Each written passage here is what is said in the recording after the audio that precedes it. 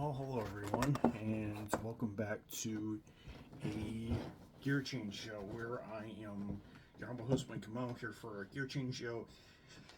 I'm going to do since it's Indy 500 week and since we're already past Fast Friday and qualifications were today, I thought I would thought I'd talk about, speeds and records and the engines that won pole positions throughout the decades. So strap in and turn your motors for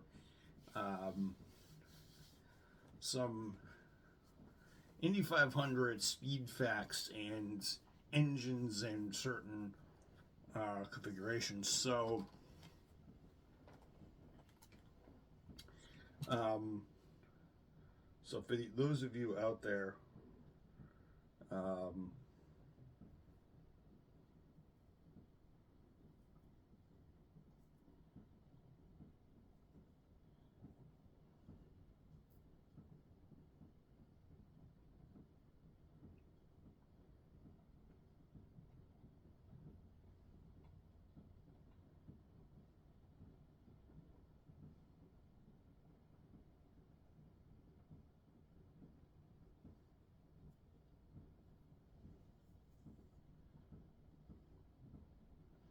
so for those of you out there who probably want to know how so the earlier days of the Indy 500, I talked to you guys about kind of a while back. I kind of told you guys about. I think it was last year. I told you guys about the how the Indy 500 came about and um,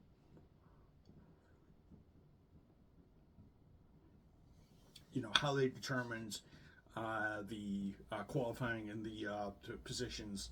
People where they qualified through a drawing. They don't do that anymore. They do that they still do the drawing to qualify for the race, but they don't do time trials. So certain guys will go in the front, certain people will go in the back, just to jumble it up. And sometimes you'd have fast cars in the back, sometimes you'd have slow cars in the front, sometimes you have slow cars in the back and fast cars in the front. They wanted to jumble it up a lot so that they could have um, somewhat what how they did the Grand Prix in Germany back in the 20s and 30s before the Second World War hit. But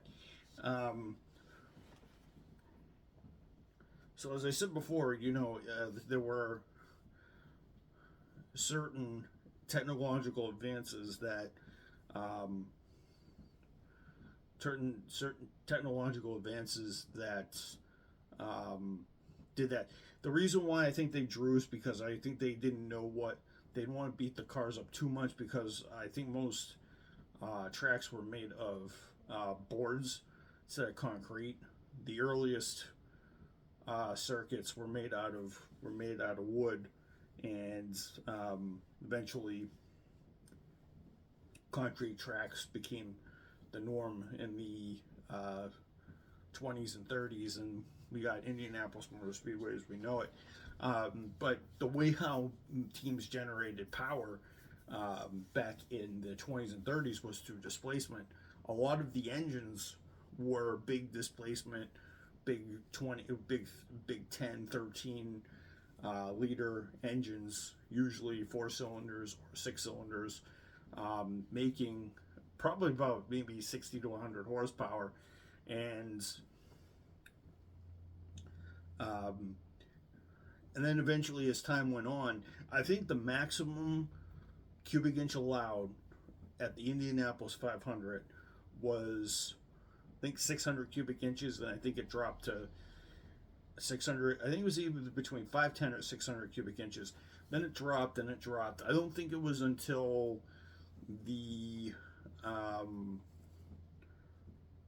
post-war days that when the F1 World Championship was contesting it, that a lot of teams went with smaller engines. And I'm going to say by the 60s, the engines were reduced to a certain extent. I know that in the 50s, if you wanted power, if you wanted horsepower, usually you went with a big, usually you went with a big 4-cylinder or a 6-cylinder or an 8-cylinder car, usually 4.4 or 250, usually 4.4, 4.3, 4.2, usually 450, 454, not 454, that's 7 liters. 454 is 7.4 liters. Why am I talking about that? That would have been in the early days of the Indy 500. The maximum allowed for a normally aspirated engine, I'm going to say in the late 50s, early 60s, was a, I think was a Chevrolet, I think was 255 cubic inch, and I think that was by Ford and a bunch of stock block engines. If you wanted more power and you wanted to turbocharge your car, you usually went with Offenhauser. Offenhauser was a very big name. They made big displacement 4-cylinder engines that made 400. They made 350. They made like 300 plus horsepower, then 350, 375, and then I think around the late 50s, mid to late 50s, the car started making 450, and then eventually in the early 60s, to defeat the mid-engined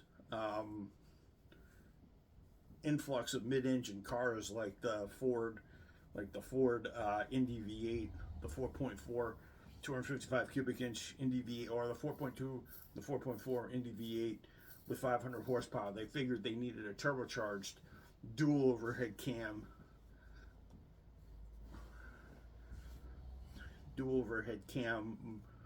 motor, and then I believe by Moda, and then I think at that point, I think there was stock block. I think it was the early 60s. They started doing stock block rolls, so USAC would allow you to use a 300 and would allow you to use a 305 cubic inch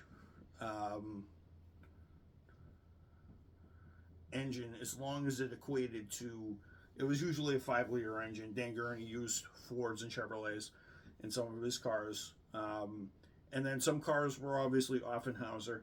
And Offenhauser became a huge name because a lot of the mid to late 60s cars were Offenhauser powered. And Offenhauser had been used a long time.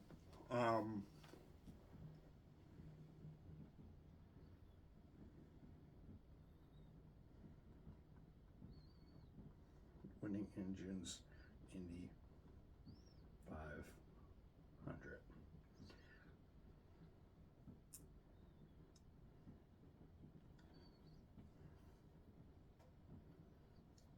So this is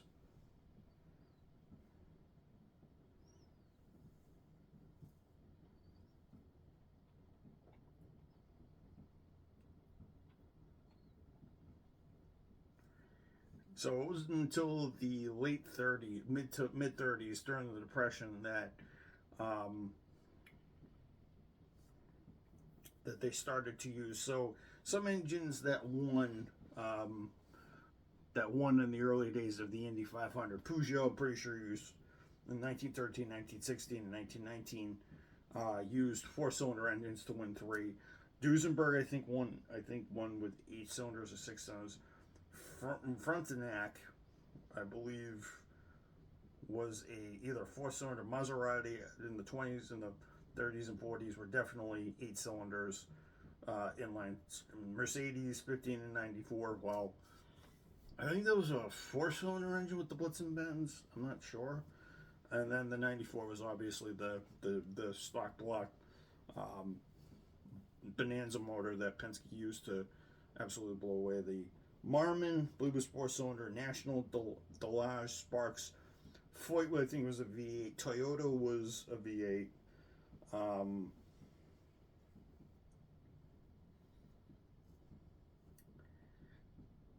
and they say the last win for a six-cylinder engine, was 2002. It was 2003. So there's 10 for that. Eight-cylinder engines have won the Indianapolis 500 56 times. Last one was Dan Walden. That was obviously old V8 Honda Formula, which was very well known. And I think in the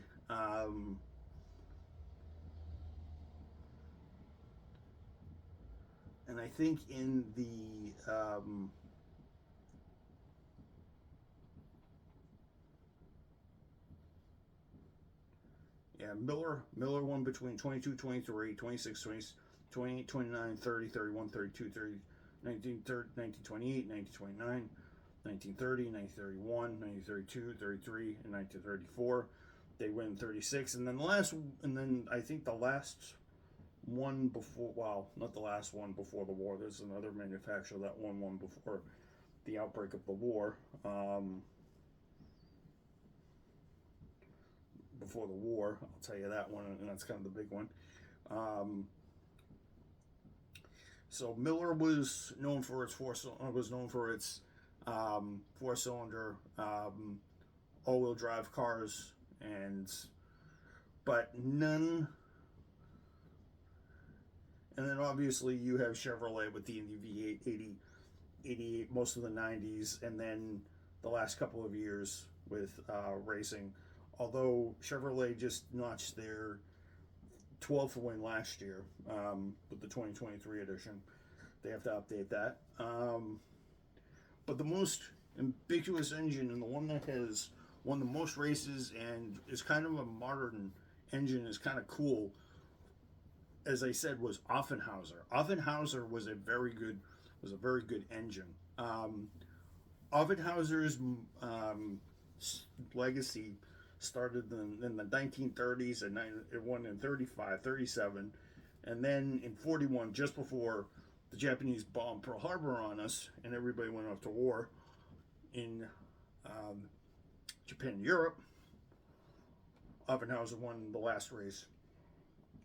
And then the war would happen, and then of course the war would happen, and the reason why there was no results between 1941 but there's no wins between 41 and 45 as well, because, as I said, the Second World War, because we're trying to kick Japan, Italy's, and the Nazis' ass from dominating the world. And it's funny because Offenhauser was invented by a German, and the Germans know how to build engines. So when they came back home from the war, they didn't win. The Offenhauser didn't win in 46 Sparks. I think it was a post-war thing. But in 1947, Offenhauser became the engine to beat. From 1947, actually, is it 47? From 1947, they would win. 1948, they would win. 1949, they would win. 1950, they would win. 1951, they would win. Counting with me. 1952, they'd win. 6 wins in a row. 1953, 7 wins in a row. 1954, 8 wins in a row. 1955, 9 wins in a row. 1956, 10 wins in a row. They've already won 10 straight. And it doesn't end.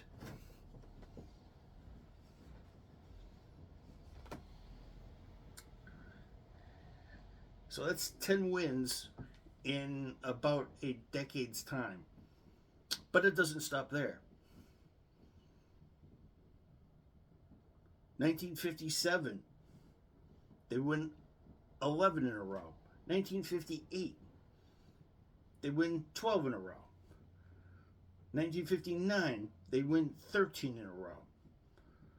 1960,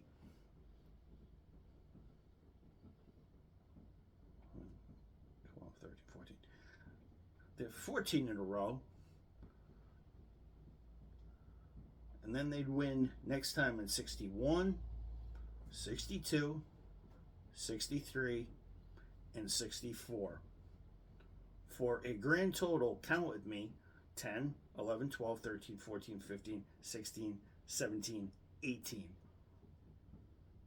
But that wouldn't be the end of it. No, no, no.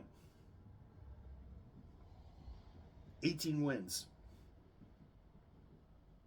in almost 2 decades. That's quite a span, but the Offenhauser story is not over yet. So they would take a break so they would take a break in 65, 66, 67, and then in 1968 there'd be a young guy from Albuquerque, New Mexico, named Robert Unser, who would take a twin overhead double overhead turbocharged Offenhauser motor, and he would win in 1968. Win number 19. And then they take a 4-year break. And then in 1972, they would win. And I think 72 and 73 and 74, one of those years, I think McLaren won. And these were turbo, and from like 68 on to into these next couple wins, it would mostly be from 68 on. Actually, what would be? Actually, it would be the Eagles. Well, yeah, the Eagles would. This would kind of be the rear-engined. That would be the rear-engine revolution. Lotus obviously won in the late 60s, and then 67, I think Jim Clark or Graham Hill would win in the Lotus and stuff like that. And then we come to 1972. 1972 would be win number 20, and then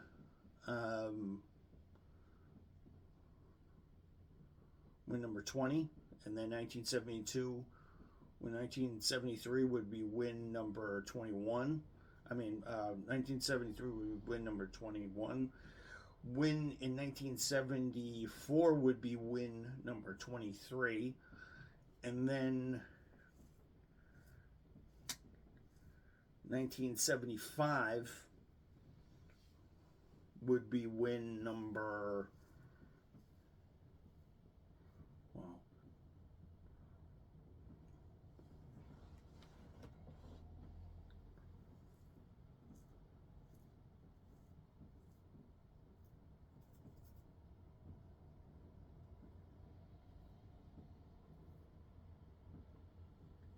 And then 1976, 95, 1976.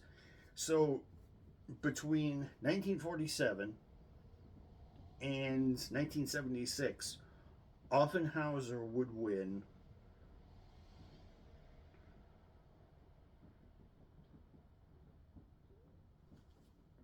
Offenhauser would win 24 times. Because 1935 would be win number 25. Win number 26 would be 1937. And the last one before the war, 1941, would be 27 overall Morgan Warner trophies. Oh, well, actually, I didn't think they did the Morgan Warner trophy yet. But trophies, that is many, many, many pounds of Indiana fresh milk being brought out to celebrate, either buttermilk, plain milk, or fat-free milk, whatever you wanted, not orange juice like Emerson Fittipaldi did. 27 drivers would chug down 27 glass bottles of milk or buttermilk or whatever they wanted for Offenhauser between the years 1935 and 1976. And that is the last time a 4-cylinder engine car has ever won the Indianapolis 500. So you can only imagine a nearly 42-year span they would win 27 times. And the latest updation would obviously be Honda and Chevrolet. And Oldsmobile and Aurora would win in 1997. So there has been 100, so almost a quarter of the races, well, less than a quarter of the races, have been won by a four-cylinder engine, twin turbocharged. Well, single turbo, then it became twin turbo. So yeah, that was the one thing. And during that time, this is when the speed records started falling. It was around the early to mid 70s that they started to run into the 200s. They started to run into the 200s by speed milestone, I think. Speed barrier is broken. So Ray Harun in the Marmon four-cylinder, big thing, was 70 miles an hour, and then 3 years later, 80 miles an hour would be broken. Wouldn't be until the 20s that 90 miles an hour by Jim Murphy and the Miller would be open. Duesenberg by Peter DiPaolo would reach over 120 miles an hour 3 years later, and not until the end of the Depression would we see 110 miles an hour, and that would be the first record for Offenhauser. Get ready to see Offenhauser a lot on this list. Bill Holland, Offenhauser, 120 mile an hour. Bill Volkovich would be Offenhauser, 130 miles an hour. That was in 1954. Bill Holland's was in 1949. Roger Ward would break 170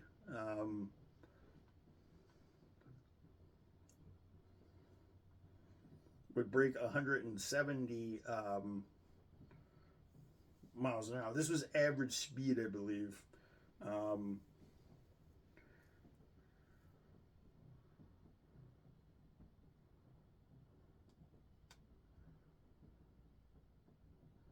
Yeah, I believe these were average speeds. It wouldn't be, and then Bobby Rahal, Cosworth, well, Mark Donohue, 1972, Penske with the McLaren, Offenhauser, Mark Donohue, 160 miles an hour. Bobby Rahal was obviously with Cosworth because Cosworth came in 1986. And Chevy Indy, Ari Lyondike would be 180 miles an hour, average 185, 90.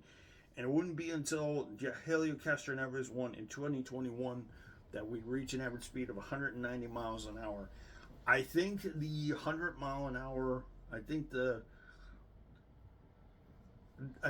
are the average speeds.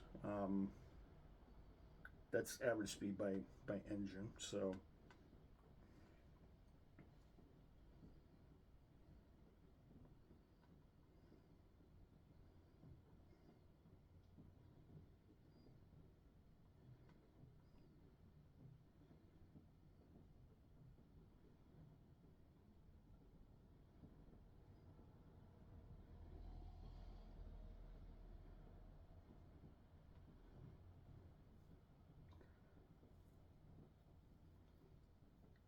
I don't think it was until 1977.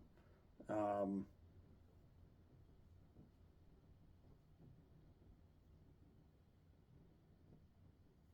don't think it was until 1977 that Tom Sneva at 9 and 11:51 a.m.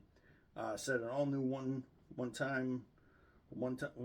all-time one-time and four-time records. He would be the first one to qualify and break over, well, not qualify, but set over, well, actually qualifying, it says right here that Tom Sneva, the guy who famously took the rear wing off his car in Michigan,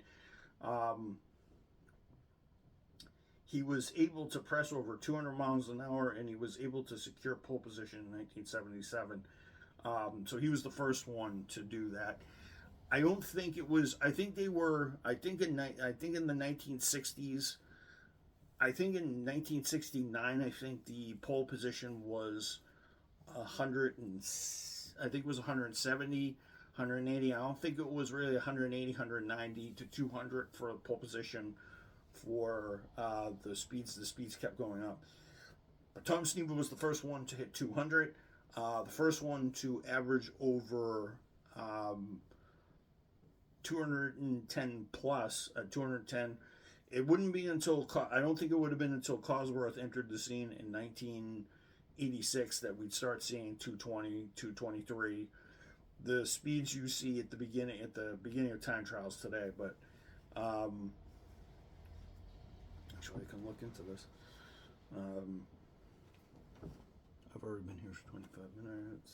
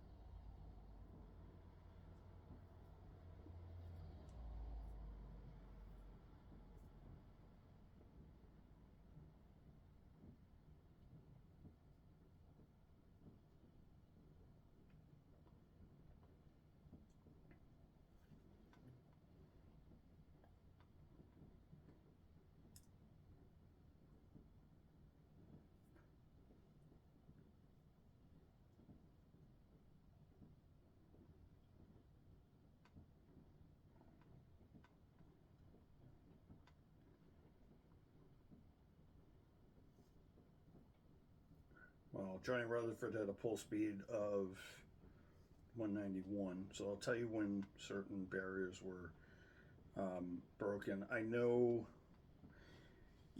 for each one. I think it was by the time cars started getting turbocharged, 150, 160, 170, 180, then eventually in the late 70s, 190, and then in 77, 78, 79, 80, and 81, all the way up through the Cosworth era is when the cars started going 200 plus on average. The cars can now top 243 now if they're set up right. I don't think they're set up for that fast today because I think they're starting to understand the cars a little bit better, and the hybrid era is coming upon us, so that'll be interesting. Tomorrow they're going to be doing the qualifying runs for the Fast 12, and then eventually they're going to be doing the Fast 6. I'm actually going to be going to a movie tomorrow, but I will tell you guys or update you guys on who has the pole tomorrow night when I record, and then obviously I will watch the race on next Sunday and tell you guys who wins it. So it will be an interesting one, and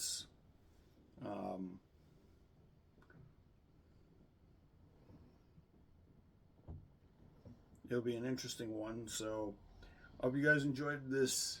Got tidbits of speed and engines and innovations and stuff like that, and how one engine quite dominated almost 2 decades, and then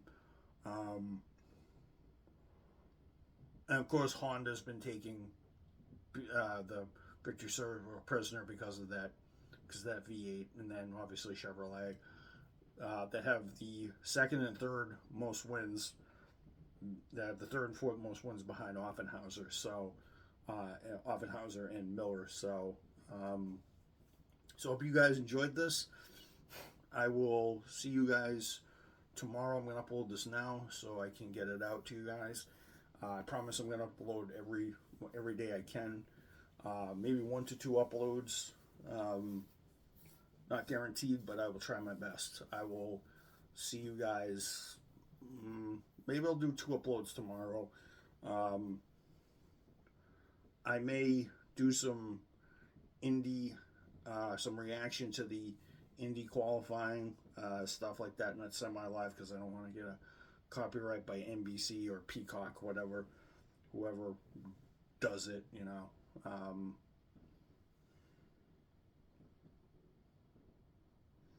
Peacock, whoever does it. So I'm hoping you guys come join me, and I'm going to see if I can see the qualifying live. Usually they televise qualifying, and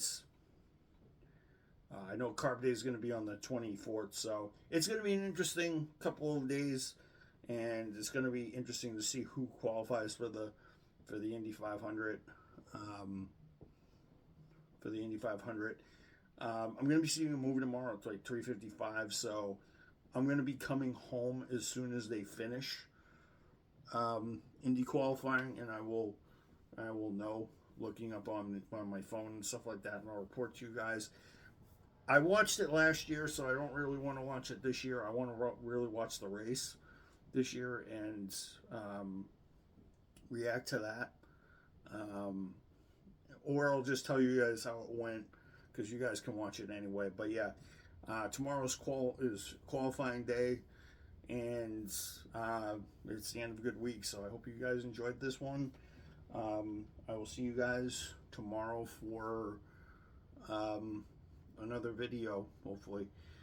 Maybe we'll record one early in the morning, because maybe 10 o'clock or so, because I have to get ready around 12 o'clock to because I'm gonna take a walk and stuff like that around 12, and then get ready for my movie tomorrow afternoon at about 3:55. Well, I'm leaving here about 3:15, 3:20, so it'll be interesting. I'm watching The Fall Guy, the one with Ryan Gosling. It's about stuntmen, I guess. It's about stunt people, I guess. Should be interesting. Mindless entertainment for a quick laugh, even though stunt work is very, very dangerous. So yeah, I will catch you guys tomorrow, and I will update you guys on what qualifying was like. So peace out, everybody, and I will see you guys tomorrow. And then I'll try to record Monday. So peace out, folks. I will see you guys later.